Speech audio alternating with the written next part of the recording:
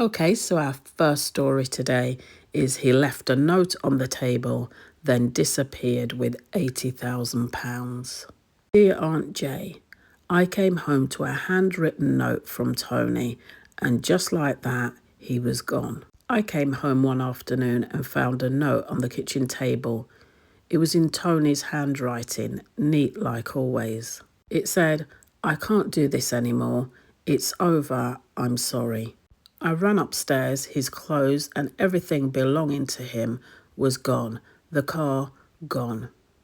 My partner Tony and I have a young son together. I've been a stay-at-home mum, and he handled all of the finances, including the mortgage. He's always looked after us really well. My son nor I wanted for anything. We'd just taken out a loan together, £80,000 to build an extension on the house. Tony dealt with all of it, just like he always did. I was in shock. I called all of his friends and family. None of them had heard from him. I rang his job, and that's when things got worse. They told me he handed in his notice a month ago, and yesterday was his last day. They even had a leave-in due for him and everything. He never mentioned a thing about leaving his job. Nothing. Everything was just like it usually was between us. We had plans for the future, even talked about having another baby and getting married. I couldn't breathe. So I went to the office. I needed answers. His assistant said Tony handed in his notice a month before. Said he was sorry, but nothing more he could tell me. But just as I was leaving, a woman followed me into the lift. She gave me a sort of sad look and said she thought I ought to know. She said she came back to the office late one night and caught Tony and one of the secretaries in a compromising position. That was almost a year ago now. They'd been together ever since, and apparently they weren't hiding it anymore. The weeks passed and I tried to focus on our son. Trying to pick myself up, I'd completely forgotten about the loan, so I thought I'd better phone the bank to find out what was going on, thinking perhaps I could send the money back or cancel it or something. I don't even really know. I checked the account. There was only £200 in the account. Tony had cleared out £80,000 and emptied out our savings account as well. The loan was in both our names and secured against the house. I'm trying to work things out with the bank, but I'll almost certainly lose the house.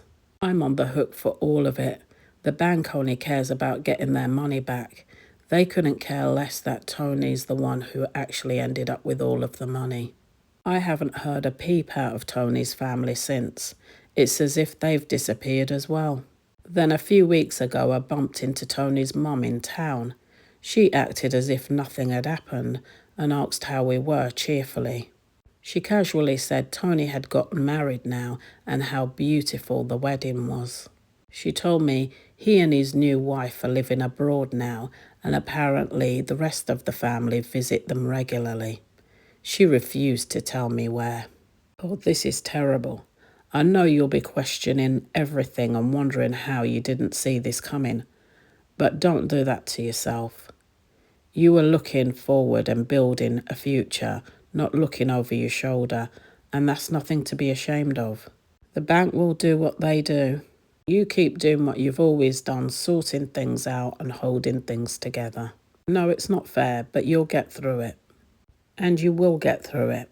Don't blame yourself for trusting someone you loved. I hope you've at least got some support from your friends and your side of the family. Our second story today is he said he didn't want kids. Now he's a proud girl dad. He told me he didn't want kids. I gave up motherhood for him. Now he's left me for a woman carrying his baby after 20 years together. Dear Aunt Jay, I met Paul when we were both 25. He was upfront from the start. He didn't want children. It wasn't a I'm not sure or maybe later. He said it very clearly and often. He didn't want kids, and I believed him. At the time, I thought love was the bigger thing. I was young and in love, and I thought we'd have a full life without kids. So I thought I'd made my peace with it, or I thought I did. We built a life together for 20 years. We had nice holidays, weekends away. We had a good life, so I stopped bringing it up. I told myself the feeling would pass, that not being a mum wouldn't leave a hole, but deep down it did. Then a year ago he told me he'd gotten someone pregnant, a woman at work, a younger woman. Unexpected, he said, but the tone in his voice wasn't panic. It was pride, excitement even. He moved out that same night. A month later, his daughter was born. Now I'm 46 and I feel so bitter. It's not just that he left. I gave up the chance of motherhood for him, and he just turned around and gave that to someone else. I see him on social media, #girldad, #proudgirldad. There's baby bump photos and feet and family pictures. And because I'm still close to his family, I get tagged in all of it. I see it all. I smile like I'm okay, but I'm not. I even check her Instagram more than I do my own. It's become a habit, an obsession. I hate that I care. I hate the fact that I scroll through her life like it should be mine. A few weeks ago, I saw him in town pushing the pram, grinning. He looked like a man who'd just started living, like those 20 years with me were just a warm-up. I went home and cried so hard, I made myself physically sick. The only thing I still have a grip on is the divorce paperwork. I keep dragging it out, not because I want him back, I really don't. But it's the only part I still have some control over. And he's made all the choices. This is the one thing that's mine. He gave me 20 years of his life, and I gave him my only shot at motherhood. Now, someone else gets the life I wanted. I know it's not healthy for me to live in bitterness, but I'm tired of people telling me to let it go. I gave everything and walk away with nothing. Aunt Jay, how do I move on from something like this? I'm not going to give you the polished just heal and grow talk. You've had something taken away from you that can't be replaced, and it's not petty or dramatic, it's grief.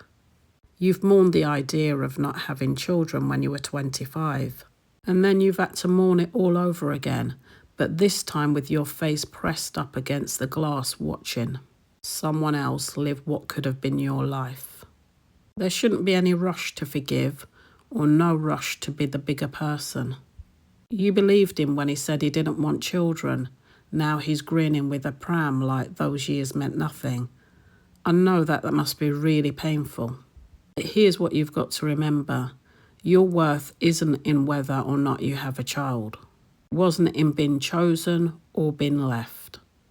And you're not less because he changed his mind. Dragging out the divorce makes sense. It's about control, about dignity, but don't let it become the only thread you're holding. Because while you're stuck in paperwork, he's out there writing a new chapter. It's hard to hear, I know, but it's also a chance for you to write your own. And yeah, the chapter doesn't look like you thought it would. Maybe it's not about having children anymore, but it can be about choosing yourself. It can be starting again, not in spite of what happened, but with all the strength you've built up in surviving it. You're not bitter, you're heartbroken. But don't let that be the only voice in your head forever. You deserve peace too, not just survival. Well, those are my thoughts. What advice and thoughts do you have on today's stories? Let me know in the comments below. And subscribe to hear more stories like this and responses from me every single week. Thank you so much for listening, and until next time, guard your heart and protect your peace. I'll see you next time.